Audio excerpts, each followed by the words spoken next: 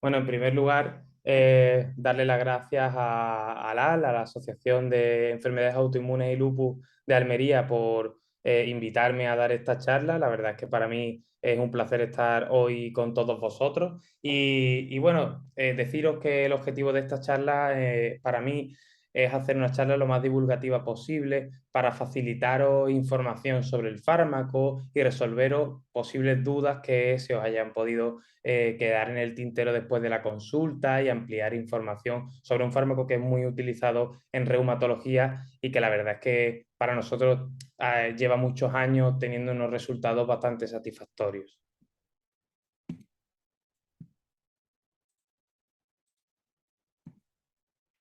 Bueno, este es un índice donde he recogido un poco los contenidos que va a tener la charla que voy a desarrollar a continuación.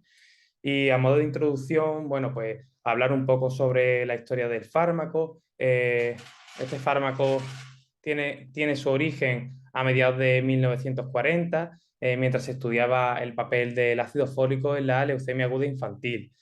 A partir de 1950, pues comenzó a emplearse como tratamiento contra algunos tipos de neoplasia y en 1988 es aprobado por la FDA para su uso en artritis reumatoide del adulto, en la que bueno, tenemos ya más de 34 años de experiencia con el fármaco.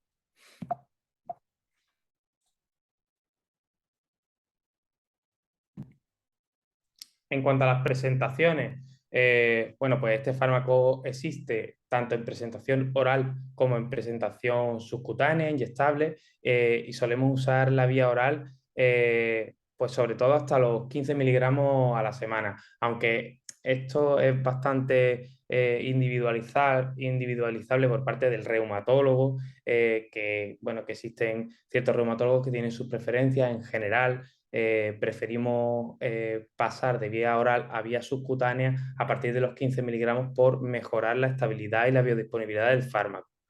Eh, en cuanto a su posología, bueno, pues el inicio del tratamiento es variable en función de cada reumatólogo. Cada reumatólogo emplea, pues en función de la patología, en función del paciente, diferentes estrategias, pero se suele iniciar a dosis de 7,5-10 miligramos semanal y posteriormente se realiza un aumento paulatino de dosis hasta los 15 miligramos semanales, que serían dosis medias. Las dosis máximas hasta las que se puede alcanzar con el fármaco pues rondan los 25 o 30 miligramos semanales en función de la tolerancia y los efectos secundarios que pudiera tener el fármaco. Puede utilizarse tanto en monoterapia como en asociación con terapias biológicas avanzadas. Y el tratamiento pues siempre se acompaña de al menos una dosis semanal de ácidos fólicos que se suele poner al día siguiente del fármaco.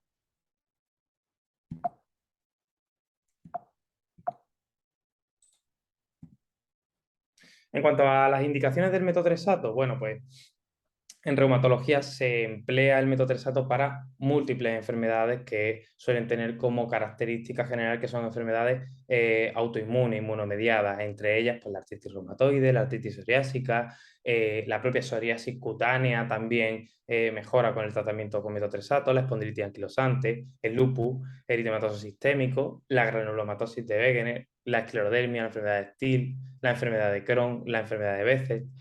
También se puede utilizar el metotrexato para la terminación terapéutica del embarazo, sobre todo se usa en embarazos ectópicos, que, bueno, que no son embarazos que vayan a llegar a término y que pueden producir algún tipo de complicación en la madre.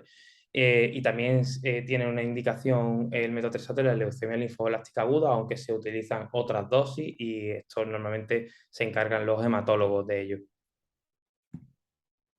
¿Qué contraindicaciones tiene el fármaco? Bueno, en general es un fármaco que no tiene muchas contraindicaciones específicas, sino que más bien estas contraindicaciones, bueno, pues pueden tener lugar por posibles efectos secundarios del fármaco. Puede utilizarse en pacientes con insuficiencia renal, pero es necesario pues el ajuste de su dosis y valorar qué grado de insuficiencia renal tiene el paciente.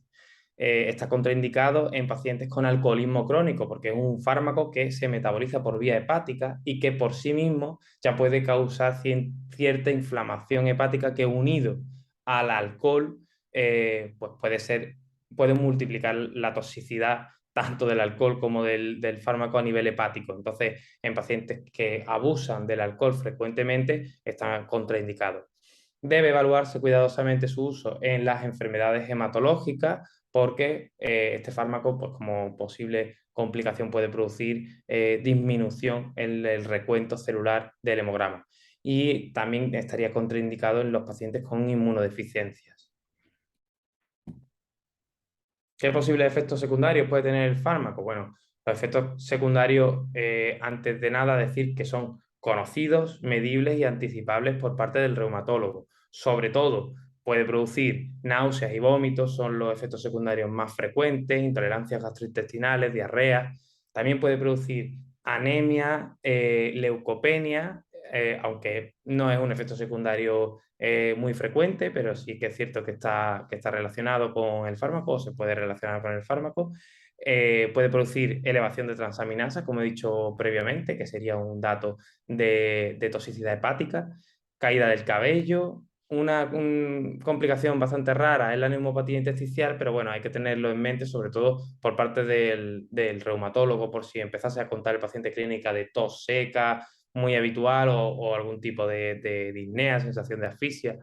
Y también puede producir malformaciones fetales y abortos si se utiliza en pacientes que están embarazadas.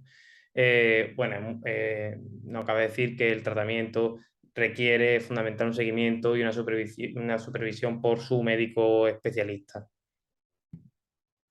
En cuanto a la toxicidad del fármaco, bueno, pues la toxicidad más frecuente, como he dicho anteriormente, es gastrointestinal y suele aparecer precozmente, suele aparecer en los primeros 6 meses del tratamiento y suele ser sobre todo náuseas, vómitos, diarrea, menos frecuente alteraciones del hemograma y en menos de un 2% anemia plásica por afectación de la médula ósea.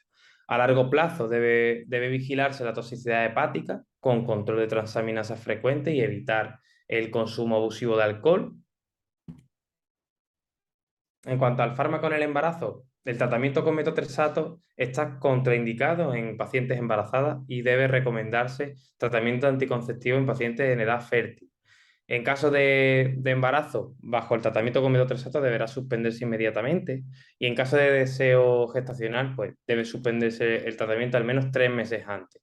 También es recomendable el abandono del tratamiento en varones. Se recomienda abandono del tratamiento durante la lactancia, ya que se puede excretar en la leche a dosis bajas. Como pregunta frecuente que no solemos encontrar en la consulta, que suelen preguntar los pacientes, bueno, ¿es este un tratamiento para siempre?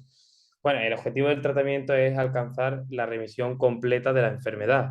Eh, es un fármaco con el que tenemos muchísima experiencia, más de 20 años de experiencia en el caso de la artritis reumatoide, y más del 50% de los pacientes que inician tratamiento con metotrexato siguen con él después de 5 años. Entonces, es un tratamiento para siempre. Siempre intentamos disminuir la dosis del fármaco hasta encontrar la dosis mínima eficaz para el paciente. Pero lo más importante no es que el fármaco sea nuestro enemigo o que no queramos usar el fármaco. Lo más peligroso es la enfermedad. Por lo tanto, el fármaco suele ayudarnos al control de la enfermedad y mediante el seguimiento por parte de su reumatólogo, cualquier tipo de complicación o efecto secundario se podrá prever y en su caso se podrá subsanar. ¿Es importante la alimentación? Bueno, pues no se ha relacionado ningún alimento en particular que produzca una modificación de la biodisponibilidad del fármaco. La recomendación para todos los pacientes es realizar una dieta lo más equilibrada posible, con un buen balance de aporte de calorías para la actividad física diaria que realizamos.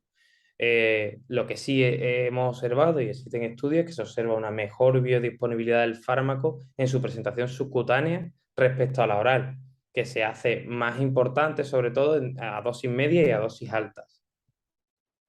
En cuanto a la fertilidad del varón, este fármaco pues, puede producir una disminución del número de espermatozoides, aunque este efecto es transitorio y se recupera al retirar el fármaco. En el varón se aconseja retirar el fármaco 3 meses antes del embarazo Y en cuanto al tratamiento a seguir al suspender el fármaco, pues depende de cuál es la enfermedad, de cómo se encuentra el paciente. Habría que individualizar cada caso con su reumatólogo. En cuanto a las intervenciones quirúrgicas, pues es frecuente que el paciente, si tiene programada algún tipo de intervención, nos consulte sobre el fármaco. A día de hoy sabemos que las infecciones y las complicaciones secundarias a la cirugía no son mucho más frecuentes de lo habitual en pacientes en tratamiento con metotrexato. Por precaución, en cierto perfil de pacientes que pudieran tener muchas comorbilidades o en ciertos tipos de cirugías, se puede optar por suspenderlo la semana anterior y posterior a la cirugía. Y bueno, para concluir, decir que es un fármaco con el que existe una dilatada experiencia, con indicación para múltiples patologías, sobre todo en nuestro campo, enfermedades inmunomediadas. Su uso es posible tanto en monoterapia como asociado a terapias biológicas avanzadas.